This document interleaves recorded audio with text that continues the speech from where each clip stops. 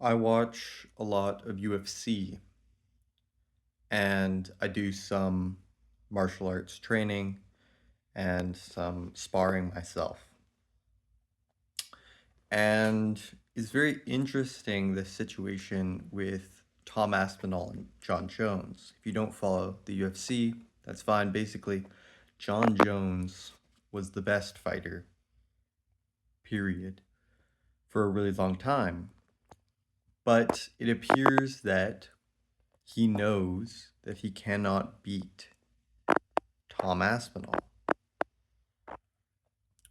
And so, really, now, John Jones truly is an imposter on the stage of the UFC as the UFC heavyweight champion. He is an imposter. So, when people talk about imposter syndrome, some people say that the reason that people feel imposter syndrome is because they truly are imposters. They truly are not as good as they say, or they are not the best. Whereas others take the opposite view that imposter syndrome is always rather the sort of a social construct, or it's just that they don't have good enough self esteem. It's always internal. But neither of these are true. One is always an imposter compared to someone that is better than you at something.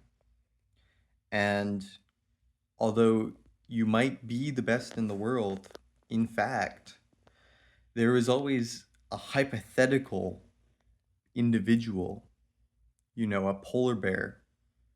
A polar bear could defeat anyone on the UFC stage.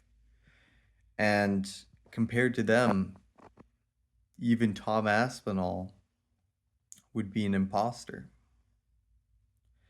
So, in my mind, a big part of life is finding some sort of niche where your nature as opposed to nurture, is able to be the best at whatever you do with the minimal quantity of training possible.